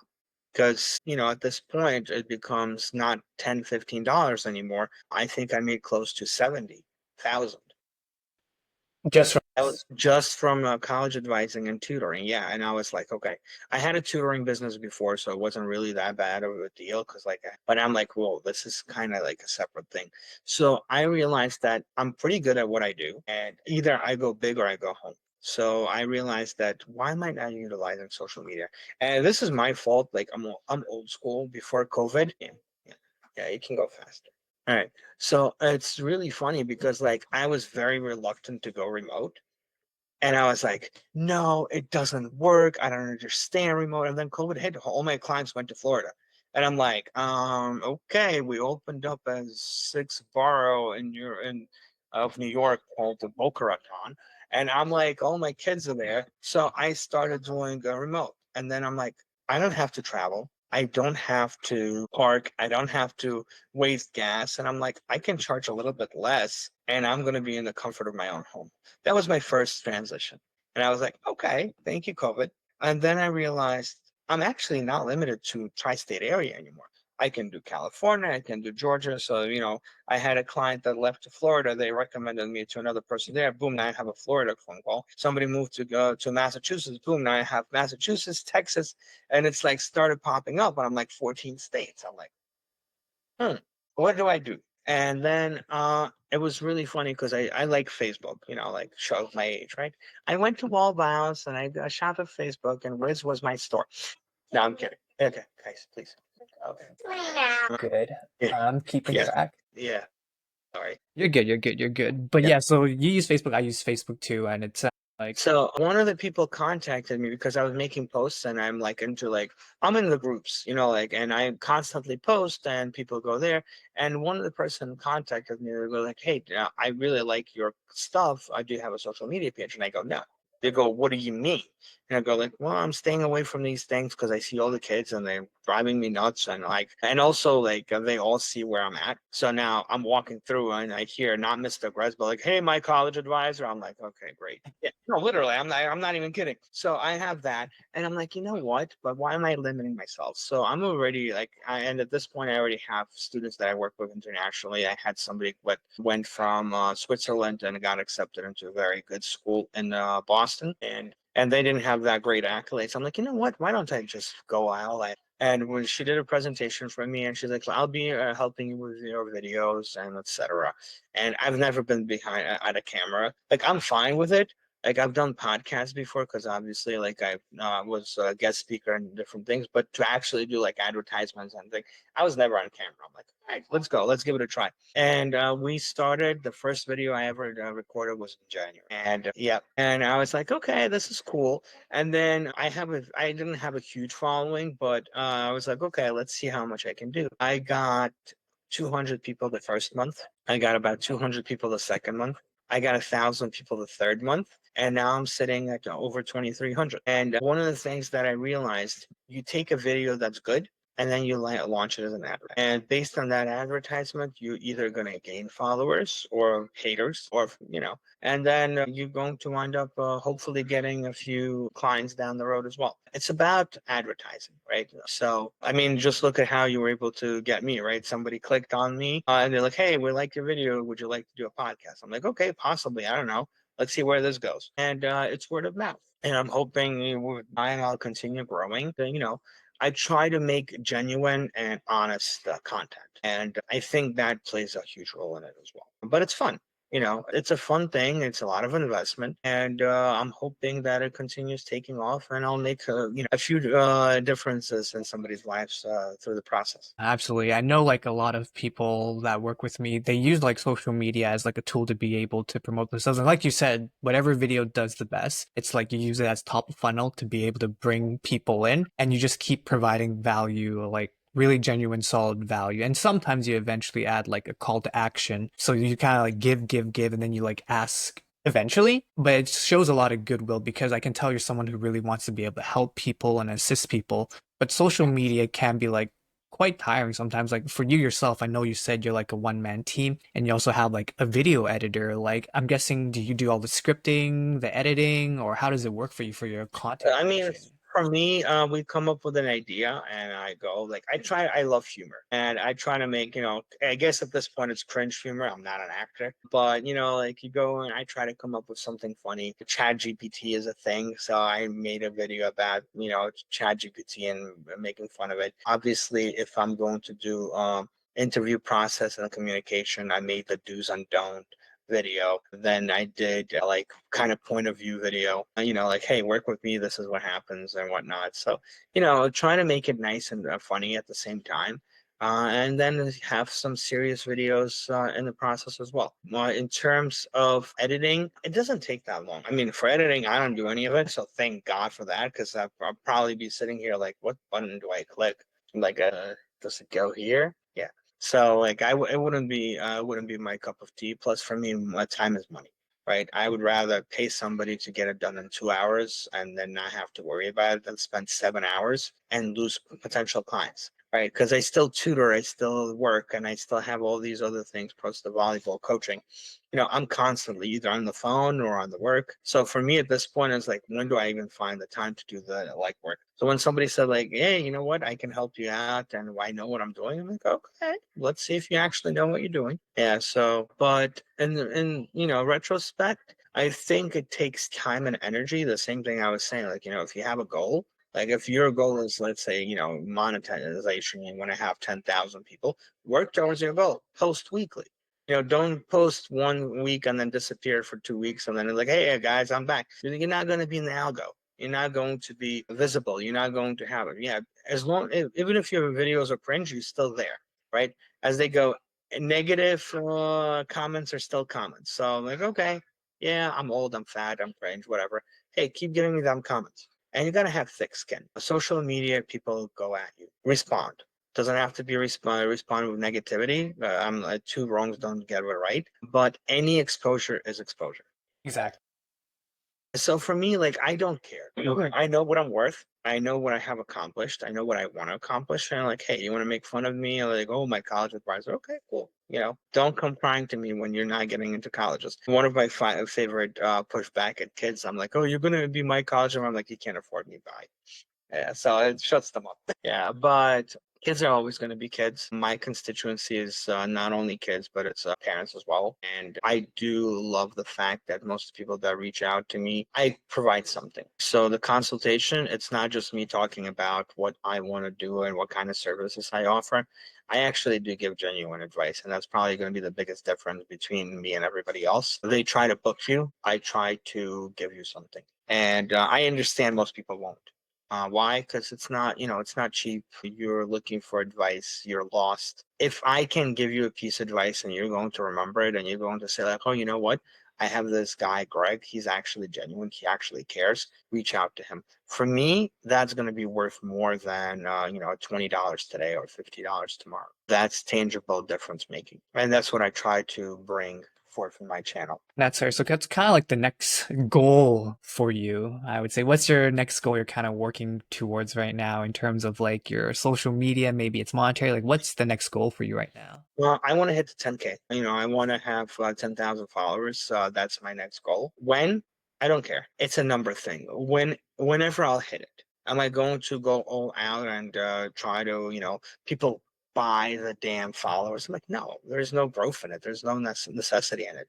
I'm going to continue my content. I like the content. I'll push that as a funnel. People like it, they'll sign up. They don't like it, nobody is going to sign up. Very simple. That's what I love about United States of America. It's a free country. You don't like something, you don't have to do it. You know? Yeah. I always got to me like, what was it? Saddam Hussein had 99.8 approval. Yeah, because the other two were killed. So yeah, so it's the reality. Like this is the beauty of it. The last say fair, right? The best business is going to win. So I'm not competing with everybody and trying to take their business. I think there's enough of people to go around. My recruiting point is for when I try to get the kids to come and join me, I'm like, hey, how many of your friends are going to go to college? And they go, all of them. I'm like, so what is the problem? Yeah. I'm not selling anything that people don't need, right? It's like, hey, there's toothpaste. Do you need toothpaste? Well, I hope so. Like, I mean, most people brush their teeth, right? So you're going to go to college? Yeah. Now, do you know what you're going to go to college for? No. Well, guess what? Now you need my services. Oh, you want to be a teacher? Okay. Why are you going to, I don't know, Ivy League? Oh, you want to be a professor? Now we're having a conversation. The conversation goes back to the why. What is it that you want to do, and why is it you want to do it? And a lot of the times it's very psychological. It's philosophical more like than psychological. I enjoy the discourse. Let's talk, like what we're currently doing, like having a conversation heart to heart. What is it that you want to accomplish? And I get paid for it too. It's a win-win situation. That's a win-win situation. I look at money as an exchange of energy. You put your energy in, you getting your energy out. It's an equal exchange.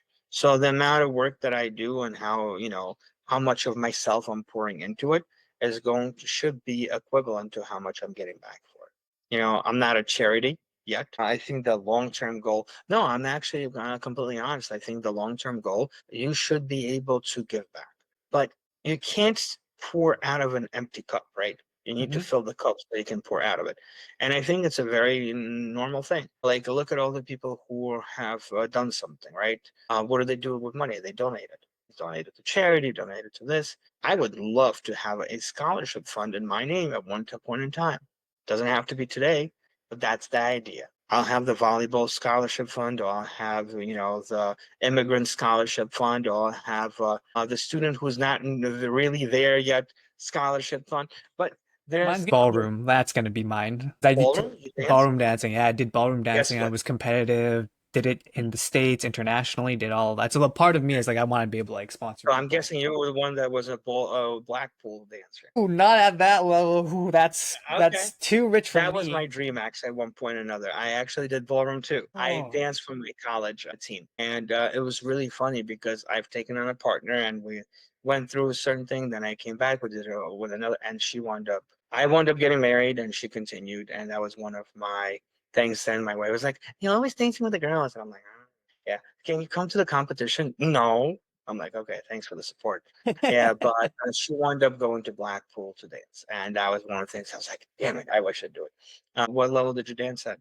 I was dancing at gold and pre-champ, so my coach brought me all the way to gold, and I did enter into pre-champ with my gold routine because learning a whole new open routine is like a whole different ball game. It's a lot, but we decided to dip our toes into pre-champ with my gold routine, and we did like we weren't last. We were able to Mhm. like take out like a few first places from a few Yeah. people, but it was good, and I really enjoyed it. So I want to be able to give back in that way as well. So it's really cool. We're doing like American, or we're doing like traditional. I'm guessing traditional ballroom because if you talk about Blackpool, it's not American ballroom. No, so I did both actually. I did Latin and I did uh yeah, I think we did 6 out of the 8 dances. Tango, waltz, paso doble, and foxtrot.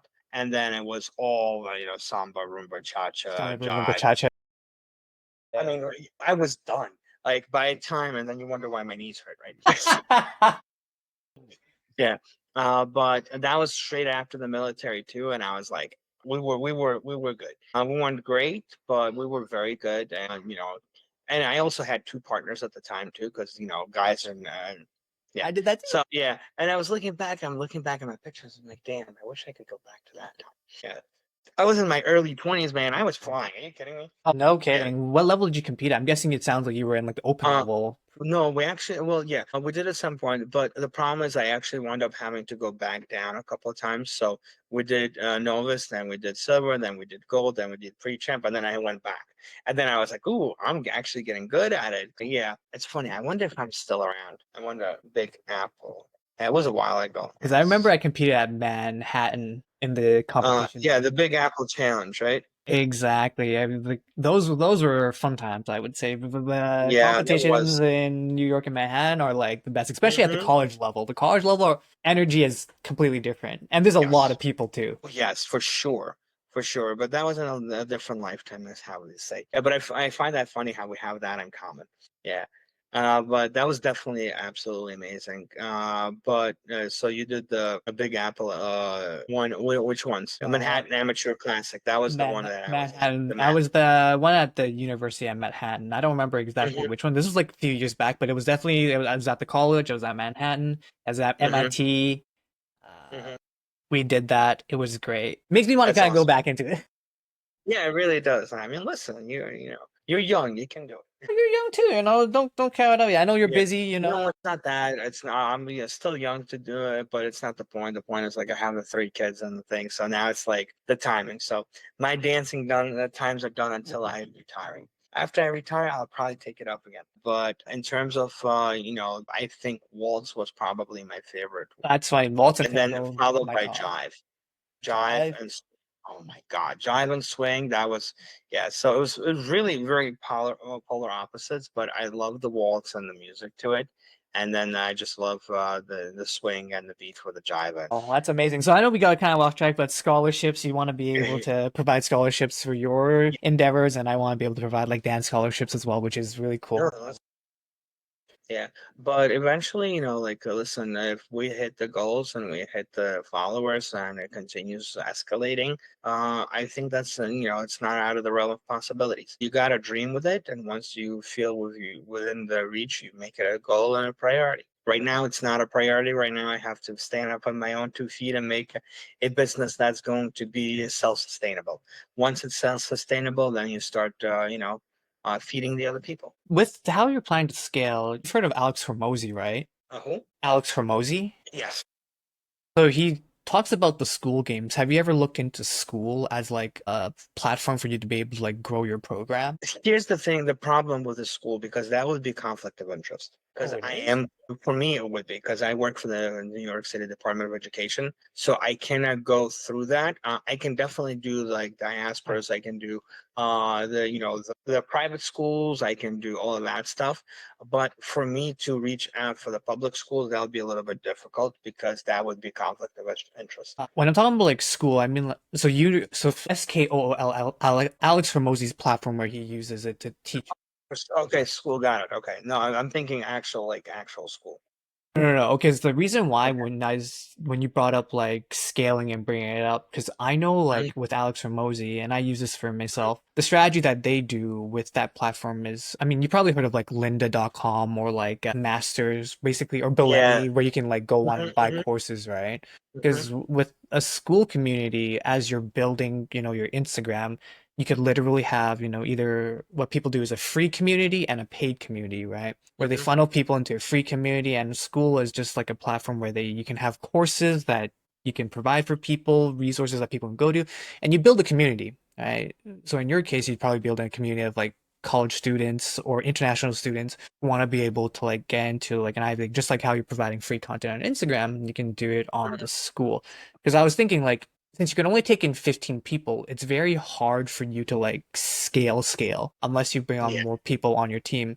So if you had a free resource like a community that you build up on school where the students are talking with each other, you have your case studies there, people that have been successful that have gotten results from your program that are also there, you could build up a pretty strong community and you can use that to bring people in. I'm not affiliated with Alex Hormozy, Yeah. obviously, but I'm familiar with this program. Have you Mhm. ever thought about doing something like that or not at this time? So one of the things that I've thought about, and I'm like I said, I'm in the process of, I want to have my course and where people are able to, go and I'll bounce off. We'll make it like in a way like Blackboard works, where you respond to people and people respond to you. You have like different assignments. This is one of the things that I'm currently working on, but I think that will be launched after my book is done, because it's going to be kind of piggybacking off of it. Like I said, I want to scale it because not everybody wants to be able to afford 2,500 or $20,000 packages, or 5,000 or whatever, but they can't afford $15 course per month, or they can't afford a $20 book.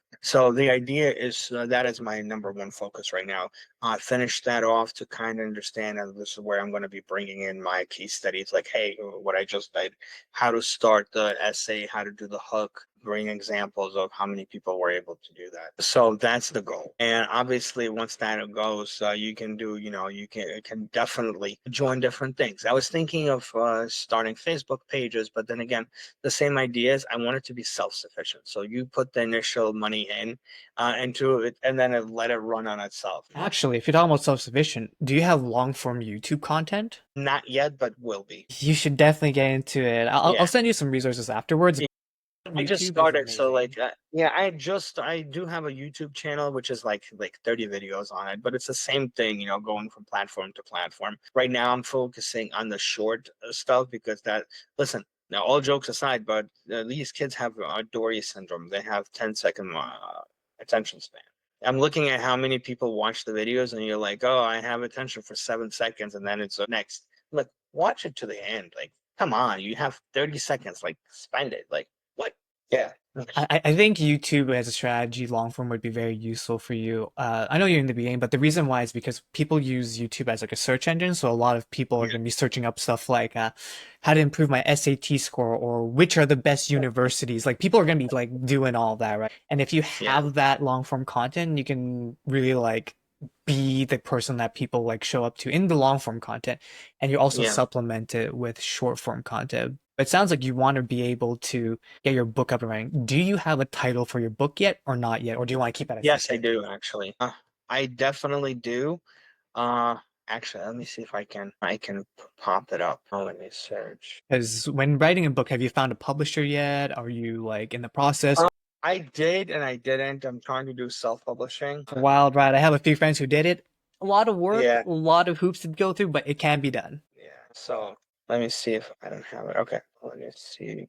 I want to send a picture. I have to email. Actually, yeah, maybe I'll be able to find the picture. Yeah, it's sorry. I'm taking a little while. No, no, you're I good. definitely. You're good. Yeah, You're I don't good. know I know you how. want to bring that up, but let me Yeah. kind of like wrap it up a little bit and bring it into full circle. So before I tailor it off, is there any part in this interview where you felt like that I should have asked you a question that I didn't bring up that you really wanted me to ask you? Because I know sometimes I don't have all the questions in hand, but is there something that I didn't ask you that you would have really wanted to be able to share with the audience? I don't think so. I mean, I think it was pretty good. I'm the kind of go with the flow kind of guy. So for me, it's like, we're just having a nice conversation and whatever pops to my head, I'm going to talk about. So yeah, it was pretty good. Absolutely. And Yeah. for yourself, if you could share with your younger self one piece of advice, as in if you were to speak to your younger self, not someone who's younger, but to your younger self specifically, growing up, what would be the one piece of advice that you would give that person that was your younger self? Invest in the future. And I think the amount of money that we dump down the drain, if I would have done even, a quarter, whatever I could have, I probably would have been a millionaire at this point. We don't know how to plan. We don't know how to budget. And I'm still not amazing at it. And I wish I knew like even a quarter of the time of what we did. I found the picture. Give me 1 second. I'm actually going to share my screen with Perfect. you. Yeah. I kind of like the idea of it. I So SHSAT is a specialized high school entrance exam. Okay, so specifically So for that, because I wasn't sure if this was like a play on yeah, words, if we're trying to say like a naughty yeah. word, or And so the other one is like yeah. So I have two versions, one of this one and the other one with a star. So it's like you wish you were taught in school. okay, Yeah, okay, but okay. yeah. Yeah, Okay, but I that's like that. I like that. I like that. yeah.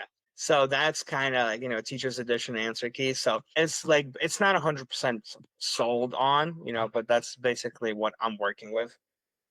Yeah. No, that's fair. That's fair. In regards to that, this is a good segue. Obviously, you are working on your book right now. This is going to be something that you're working on. Please, for people who want to be able to reach out to you and also, learn more about you, what's the best way to be able to get a hold of you? So my college advisor on Instagram, I'm gonna put it in the chat for you. My underscore college advisor. And you can Google my name. You can reach me at Pinnacleacademicsolutions at Gmail. But I think my college advisor is probably the best way to get a hold of me. And I try to pride myself in being able to provide the best, response to others. This is where I try to make sure that whoever's reaching out to me, I comment back. I told myself, and when I started this project, I want to be a people person. I want to be genuine, and I want to be there for the people. Have you ever heard of fireside chats? Yes, I've heard of fireside chats. So, that is what I want to be able to accomplish. I don't want to be like, and I'm hoping eventually I'll have over 1 million followers. I don't want to be changing and be like, nose up in the air. I was like, oh, I'm an influencer, blah blah. That's not how I work. I want to continue being able to work to talk to anybody whoever reaches out to me, unless it's a scammer, which I have a bunch of them, obviously. But the idea is to be who I am and then not to change. And that's how I'm going to be able to best provide services to people. And at the end of the day, hope that somebody learns something from me. And I'm an open book. quite literally. Yeah, so the ideas are there. You want to talk to me, you want to have find ideas about, you want to just like, I had a student reach out to me. Didn't get into any colleges at all, like none. And they were international student for 3 years of their high school, and they were a senior, and they moved to the United States. And I'm asking the question, like, what was your average? He didn't take the SATs, but his average was a 3.9. I'm like, how do you not get into any schools? So I'm like, whoever worked with you did you a disservice. So that was my biggest concern. So, sometimes people fall through the crack, and my job is to make sure that doesn't happen. Sometimes, I take on somebody that I'm not even charging them for. I'm like, hey, you want to be my social media voice and give me shout outs? Sometimes that's valuable too. So, I don't like not working with people. We're talking about serious, like Ivy, I'm only taking 15. But if you go have a dream of going to college and you're not taking, you just need help and guidance, I'm taking you on. I'm not limited in that regard. It's the hardcore Ivy or bust type of people that I'm telling you, I'm taking 15. Other than that, guidance and stuff, it's not that complicated. That I can. No, fantastic. Before I close it out, are there any other closing statements that you'd love to be able to tell to your audience, your future audience, or to all the people who are kind of would be listening to this podcast out here? Believe in yourself. If you don't believe in yourself and you let the fear control you and consume you, you are going to be stuck on where you're at. Spread your wings and fly, because the only person who can limit you is you. That's my closing statement. Fantastic. Well, I want to say, Riri, I had an amazing time with you. We've spent like 2 hours on this. I didn't think that time's gonna go Thank so you. Yeah. fast. No, that was awesome. That's the best kind of conversations, when you're not, you just let it go.